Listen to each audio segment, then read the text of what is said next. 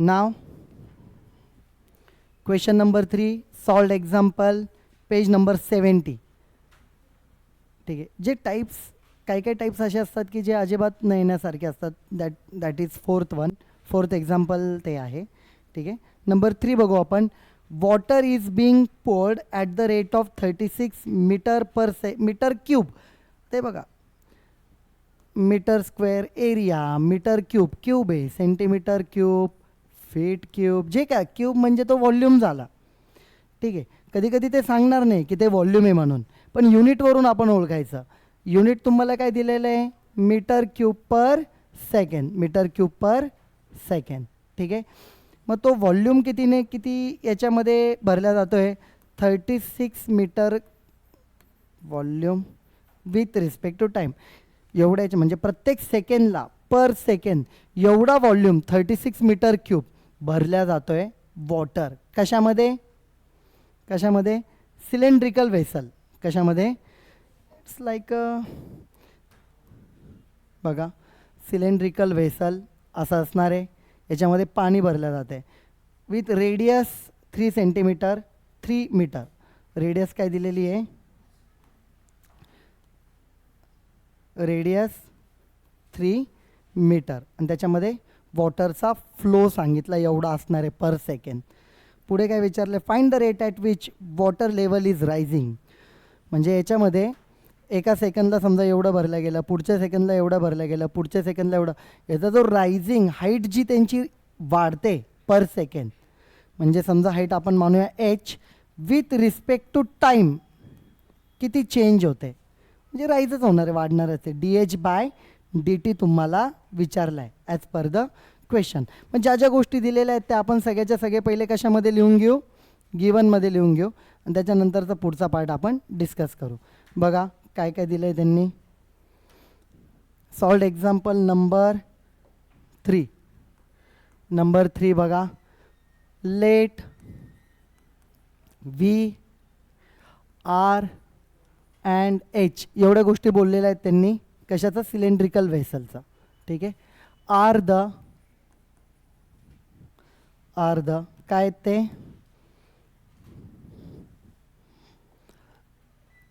R the volume, radius and volume, radius and height of cylindrical vessel. Cylindrical vessel जे आहे त्याचं काय ते? Volume, radius and height. ठीक आहे. व्हॉल्यूमबद्दल बोललेले आपल्याला दिलेलं काय काय आपण आधीच बघितलं. D V by D T दिलं. पहिले व्हॉल्यूम तर बघू काय. ॲज व्ही व्हॉल्यूम काय असतो रे? Pi r square h. व्हॉल्यूमचा बेसिक फॉर्म्युला कोणाचा? सिलेंड्रिकल व्हेसलचा, सिलेंडरचा. ठीक आहे. तर विथ रिस्पेक्ट टू टाईम आपल्याला घ्यावं लागेल का? कारण त्यांनी तीच गोष्ट दिलेली आहे आपल्याला. मग याला काय करणार आपण? Differentiating with respect to t. D V by D t, pi constant, r स्क्वेअरचं 2r. ठीक आहे. ओके. नंतर एचचं d h by D t. सगळ्यात महत्त्वाची गोष्ट काय? सर आरचं इथं तुम्ही d r by D t का नाही घेतला? बरोबर आहे ना. आरचा स्वतःचा परत काय? D r by. हे बघा, जी गोष्ट चेंज होती तीच लिहिणार. जे काय आपल्याला सिलेंड्रिकल शेप दिलेला आहे, अरे त्याचा बेस सेम आहे. रेडियस काय चेंज होती का त्याची? सिलेंडर तेवढंच आहे ना. रेडियस वाढते का? नाही, फक्त पाणी भरलं जाते त्याच्यात. Radius is not changing. Radius तिथं काय चेंज होत नाही आहे. मग रेडियस चेंज होत नाही आहे तर तिथं सगळ्यात पहिली गोष्ट, जर रेडियस चेंज होत नाही आहे तर आपण त्याचा डेरिव्हेटिव्ह पण घ्यायची गरज नाही आहे. डिरेक्टली तुम्ही याला काय लिहू शकतात? डिरेक्टली आपण याला लिहू शकतो pi r square d h by D t. इथं रिझन देऊ. Here r is also constant. R इथे पण काय आहे? कॉन्स्टंट आहे. ठीक आहे. आता त्यानंतर बघा,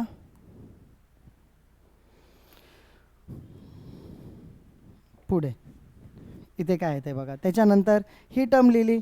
D V by D T दिलं आहे का आपल्याला त्यांनी? D V by D T दिलं आहे का? दिलेलं आहे. D V by D T दिलं आहे. बरं, अजून काय दिलं आहे त्यांनी? आर पण दिलेलं आहे. चला मग दोन्ही टर्म्स आपण यूज करू शकतो इथे. आरची पण व्हॅल्यू यूज करू इक्वेशन 1 आणि याला इक्वेशन 2 म्हणू. As r is equal to 3 metre दिलं आहे. देअरफॉर इक्वेशन 1 काय तयार होईल? इक्वेशन 1 तुमचं काय आहे? V is equal to pi r square h. इथं व्हॅल्यू टाकू. V is equal to volume काय होणार आहे? पाय. आरची व्हॅल्यू 3 त्याचा square h which is equal to 9 pi into H. हा झाला काय? व्ही याला 3 म्हणू. व्हॉल्यूमची व्हॅल्यू इतकी आली सध्या. ठीक आहे.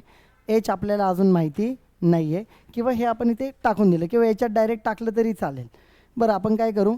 लेंग्दी करण्यापेक्षा ह्या स्टेपमध्ये यूज करू डिरेक्टली. इक्वेशन 1मध्ये टाकण्याच्या ऐवजी थोडं छोटं होईल example. R is equal to 3 यातच टाकू.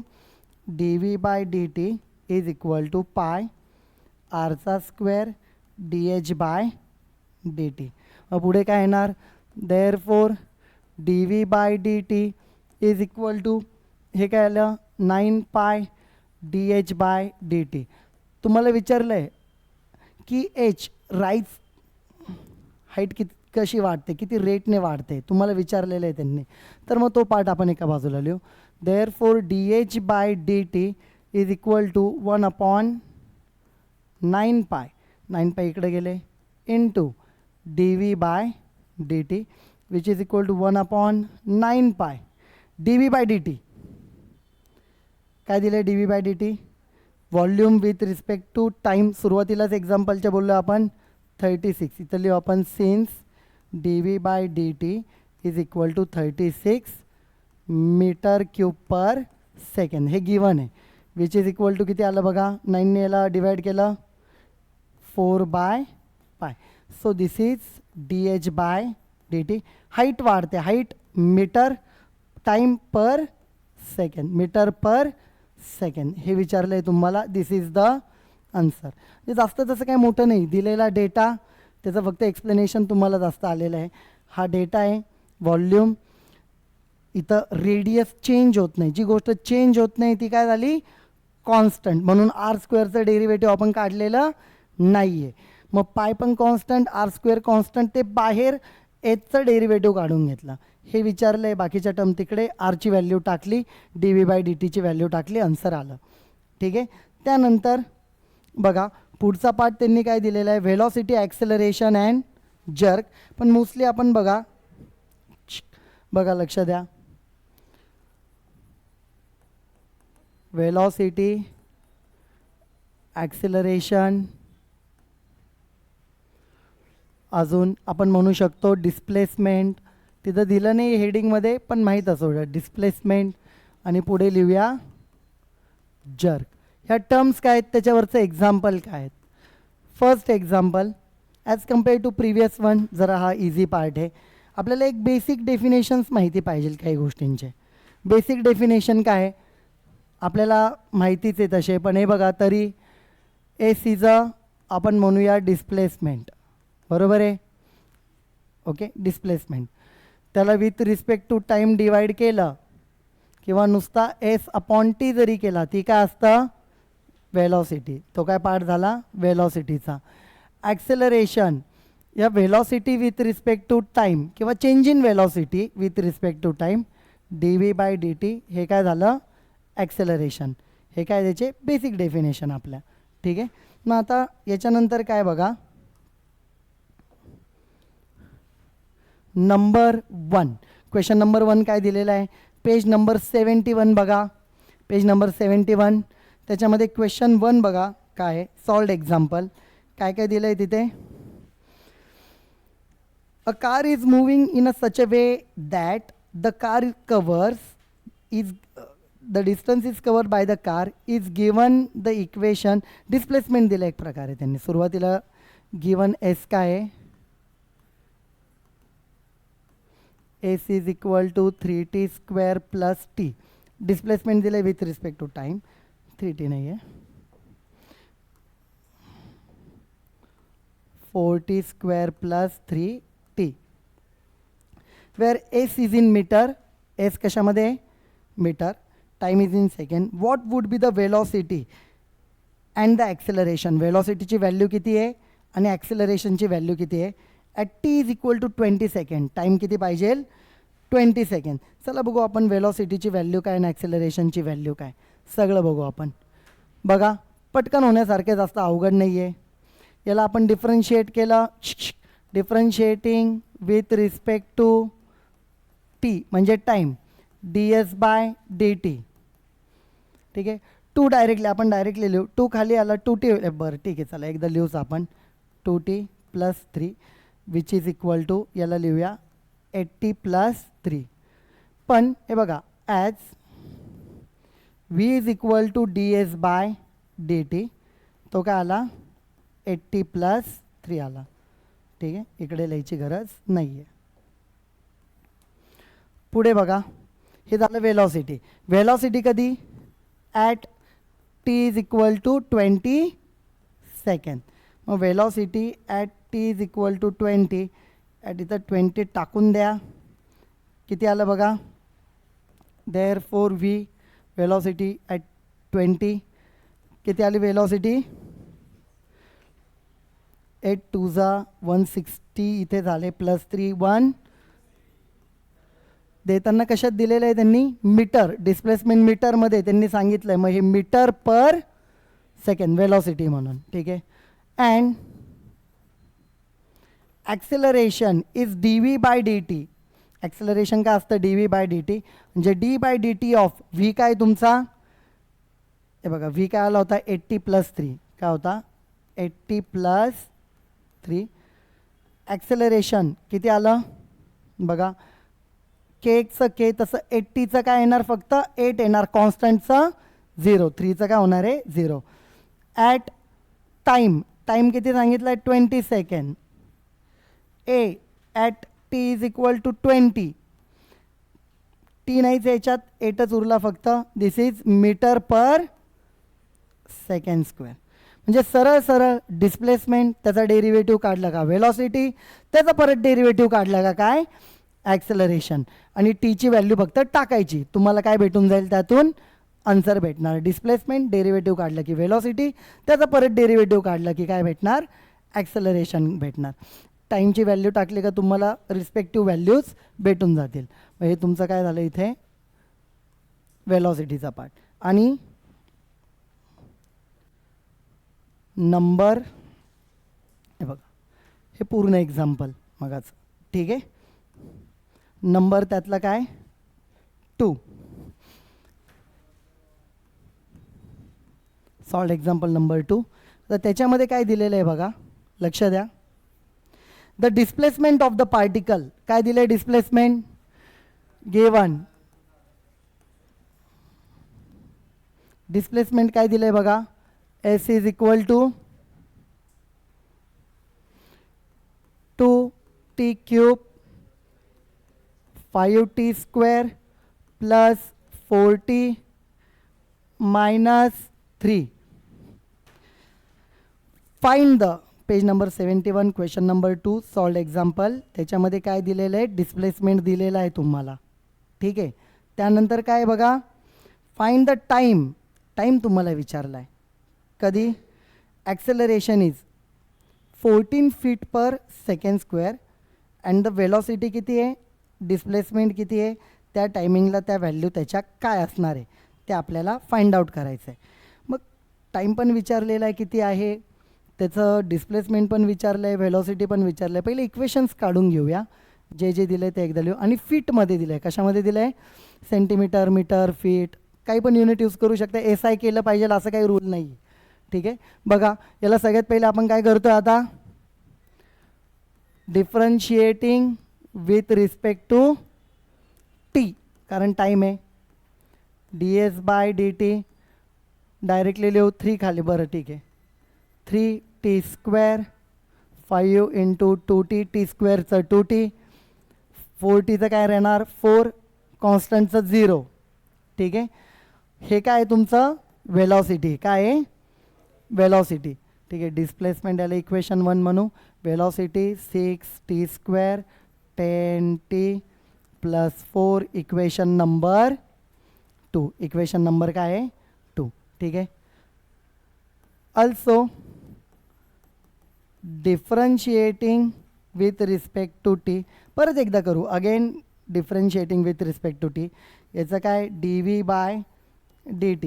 dv/dt 6. t² काय 2t. ktचं k कॉन्स्टंटचं 0. याला नीट लिहू. dv/dt म्हणजे काय असतो ॲक्सेलरेशन. 12t - 10 इक्वेशन नंबर काय आलं 3. पण त्यांनी तुम्हाला काय काय दिलं आहे ते लिहून घ्या आता. ॲक्सेलरेशन किती दिलं आहे 14 feet/second² आहे का बघा बरं. व्हॅल्यू बरोबर सांगितली का मी 14 feet/second². बरोबर आहे हे. देअरफॉर अबाव इक्वेशन वरचं इक्वेशन काय होणार आहे नंबर 3. एची व्हॅल्यू टाकून देऊ 14 12t - 10. 12t is equal to -10 तिकडे गेलं. Here it will be 24. t is equal to 2 second. Time निघाला. तुम्हाला त्यावेळेस टाईम विचारला होता तो निघाला. आणि विचारलं काय पुढे डिस्प्लेसमेंट अँड वेलॉसिटी. बघा बरं फायनली काय विचारलं अजून. टाईम विचारला होता वेलॉसिटी अँड द डिस्प्लेसमेंट. याच टायमिंगला वेलॉसिटी आणि डिस्प्लेसमेंट किती आहे. देअरफॉर इक्वेशन 1 एस काय होईल. एसची व्हॅल्यू बघू डिरेक्टली 2. टीचा क्यूब. टी किती आहे 2 त्याचा क्यूब -5 टीचा स्क्वेअर म्हणजे 2चा स्क्वेअर प्लस 4t तिथं 2 टाकला इथं 3. चला व्हॅल्यू 2चा क्यूब किती 8. 8 2जा -4 5जा 20. 8 - 3 व्हॅल्यू किती आले बघा -4 + 8 + 4 4 - 3 1. डिस्प्लेसमेंट किती आलं 1 फीट. किती व्हॅल्यू आली त्याची कारण फीटमध्ये दिलं आहे वरती बघा त्यांनी फीटमध्ये बोललेलं आहे. ठीक आहे. डिस्प्लेसमेंट तुम्हाला 1 फीट आलं आहे. आणि नंतर तुम्हाला काय विचारलं अजून and equation velocity 2 at t is equal to 2 second. Equation 2 t is equal to 2 second. वेलॉसिटीचं इक्वेशन काय होईल. वेलॉसिटीचं इक्वेशन बघा काय होतं आहे 6tचा स्क्वेअर म्हणजे 2चा स्क्वेअर -10t इथं 2 टाकला प्लस 4 2 स्क्वेअर 4 4 6जा 24 -20 + 4 24 - 24 4 + 4 8. वेलॉसिटी आहे. ठीक आहे. feet/second कारण त्यांनी तसंच दिलेलं आहे आपल्याला. दिस इज द फायनल आन्सर. म्हणजे काय इन जनरल या दोन्ही टाईपच्या एक्झाम्पलमध्ये आपण काय केलं आहे डिस्प्लेसमेंट दिलेलं आहे वेलॉसिटी त्याचा डेरिव्हेटिव्ह त्याचा परत डेरिव्हेटिव्ह म्हणजे काय ॲक्सेलरेशन. ज्या टर्म दिल्या आहेत त्या टाकायच्या उरलेली टर्म ऑटोमॅटिकली तुम्हाला भेटून जाते. पहिलं एक्झाम्पल असू द्या नाहीतर सेकंड. मग इथं तुमची 1.1 जी एक्सरसाइज आहे त्याचे जे काही टाईपचे 1.1 नाही 2.1 सेकंड चॅप्टर आहे. ज्या पण टाईपचे तुम्हाला एक्झाम्पल पाहिजे होते ते सगळे आपण त्या टाईपचे एक्झाम्पल्स बोर्डासाठी घेतलेले आहेत. मग आता याच्यातलं तुम्हाला होमवर्कचा पार्ट फक्त कोणता राहील बघा तुम्हाला मी सांगून ठेवतो.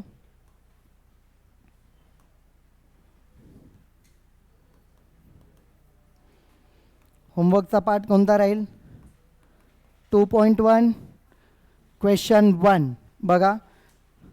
क्वेश्चन 1 मधला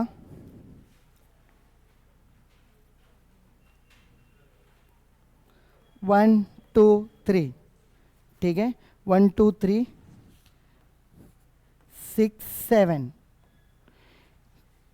नंतर बघा आपण अजून याच्यामध्ये काय सांगू शकतो question number 2 question number 3 question number 5 हे क्वेश्चन नंबर आहे 1 मधले हे आहेत. नंबर 8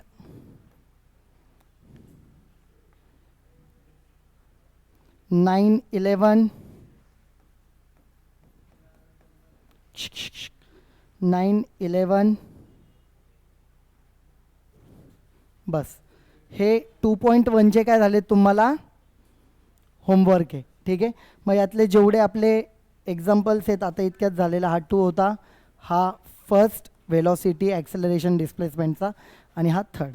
ठीक आहे, आधीचा याच्यातला थर्ड होता हा. ठीक आहे, चला लिहून घ्या सगळं. ओके.